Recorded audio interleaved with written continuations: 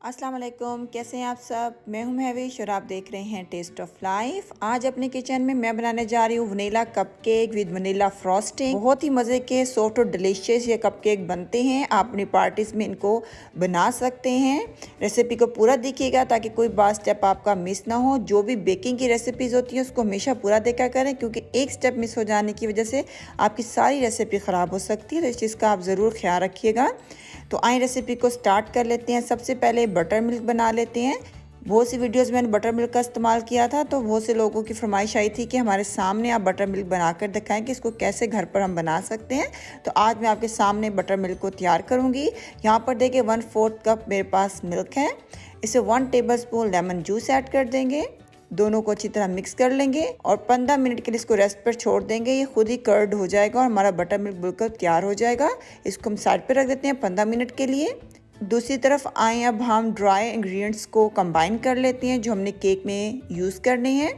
एक छन्नी ले लेंगे और यहाँ पर देखिए 150 ग्राम मेरे पास मैदा है, ये डालेंगे। 1 टीस्पून बेकिंग पाउडर ऐड करेंगे। 1 टेबल स्पून वनीला पाउडर का इस्तेमाल करेंगे। इन सब चीज़ों को अच्छी तरह छान लेंगे। जब भी आप केक बनाया करें तो इस तरह आप हर चीज़ प्रिपेयर करके पहले रख लिया करें, उसके बाद केक बनाना स्टार्ट किया करें। तो ड्राई इंग्रेडिएंट्स भी हमारे बिल्कुल तैयार हो गए हैं, इसको भी हम साइड पे रख लेते हैं। आइए अब हम केक बनाना स्टार्ट करते हैं। कप केक बनाने के लिए हमें बटर चाहिए होगा 1/2 कप। बटर आपका सॉफ्ट होना चाहिए, हार्ड बटर का इस्तेमाल आपने नहीं करना है। 3/4 कप हमें चीनी चाहिए होगी। इन दोनों को अच्छी तरह हम बीट करेंगे तकरीबन 2 मिनट। बटर और चीनी आप देख सकते हैं अच्छी तरह हमारी मिक्स हो चुकी है।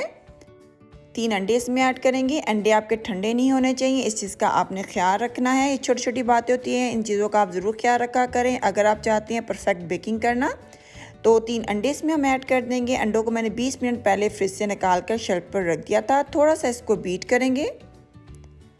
अंडे हमारे बीट हो चुके हैं और साइडों पे आप देख सकते हैं ये थोड़ा सा बटर और चीनी लगा हुआ है। इसको किसी भी स्पैचुला की मदद से हम मिक्स कर देंगे बैटर में ही, ताकि ये भी अच्छी तरह हमारे मिक्सचर में मिक्स हो जाए।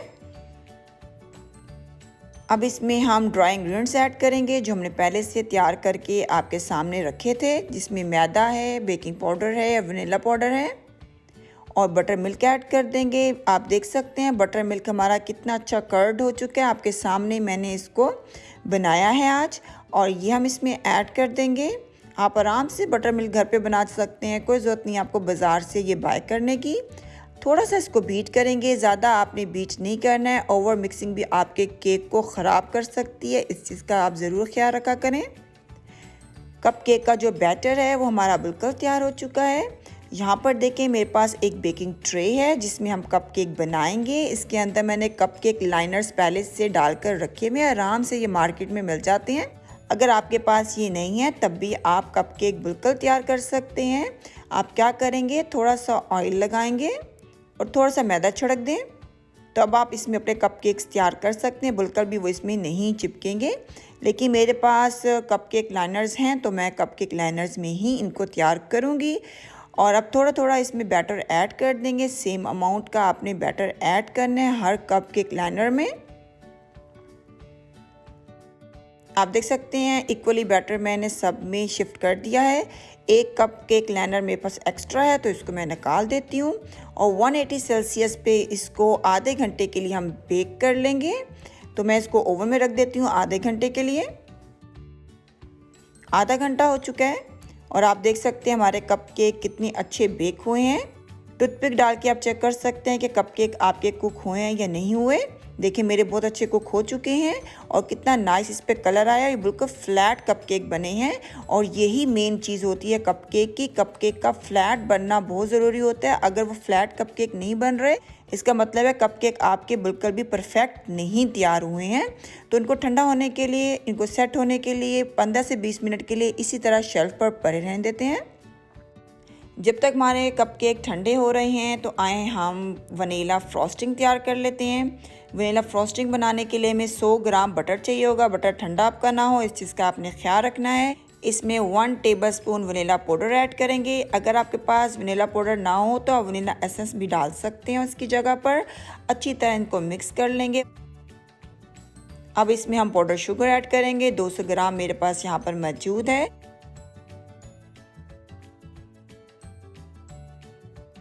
ज़रूरत पड़ने पे आप थोड़ा सा मिल्क का इस्तेमाल कर सकते हैं। तो मुझे लग रही है मेरी जो फ्रोस्टिंग है वो थोड़ी सी थिक ज़्यादा है, तो मैं थोड़ा सा मिल्क का इस्तेमाल इसमें कर रही हूँ। और लेकिन हो सकता है आपको ज़रूरत ना पड़े, तो आपको मिल्क डालने की बिल्कुल भी ज़रूरत नहीं है, ये ऑप्शनल है। तो मैं थोड़ा सा मिल्क ऐड करके इसको थोड़ा सा और बीट करूँगी। आप देख सकते हैं इतनी थिक आपकी फ्रोस्टिंग होनी चाहिए। हमारी फ्रोस्टिंग बिल्कुल तैयार है। और यहाँ पर देखिए मेरे पास एक पाइपिंग बैग है जिसमें मैंने एक नोज़ल डाल के पहले से रखी हुई है। और ये जो मैंने वनीला फ्रोस्टिंग तैयार की आप लोगों के सामने, ये हम इस पाइपिंग बैग में डाल देंगे।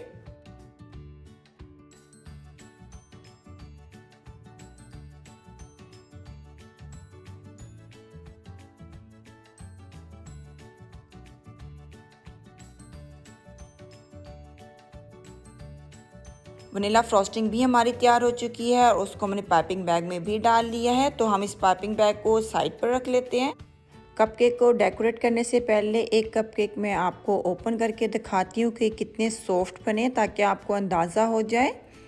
आप इन कपकेक्स को आइसिंग के बगैर भी सर्व कर सकते हैं। बहुत ही मज़े के और सॉफ्ट बनते हैं। आप इसको बना के 1 वीक तक आराम से यूज़ कर सकते हैं, बिल्कुल भी ये ख़राब नहीं होते हैं। कपकेक हैं इसलिए फ्रॉस्टिंग के साथ इनको सर्व किया जाता है, इसलिए मैं आपको फ्रॉस्टिंग के साथ ही सर्व करके दिखा रही हूँ। लेकिन ये फ्रॉस्टिंग के बगैर भी बहुत ही मज़े के वनीला कपकेक लगते हैं। आए कपकेक को अब डेकोरेट कर लेते हैं। कपकेक को डेकोरेट मैं इस तरीके से कर रही हूँ, आप किसी भी तरीके से अपने कपकेक को डेकोरेट कर सकते हैं। थोड़ी सी जो कलर्ड शुगर होती है वो स्प्रिंकल कर देंगे खूबसूरती के लिए। हमारे जो vanilla cupcake with vanilla frosting है बिल्कुल तैयार हो चुके हैं। इस रेसिपी की ज़रूर आप ट्राई करिएगा और मुझे ज़रूर बताइएगा कि आपके कपकेक कैसे बने। इंशाल्लाह नेक्स्ट टाइम मिलेंगे एक नई रेसिपी के साथ। अपना ख्याल रखिएगा, मुझे दुआ में याद रखिएगा। अल्लाह हाफिज़।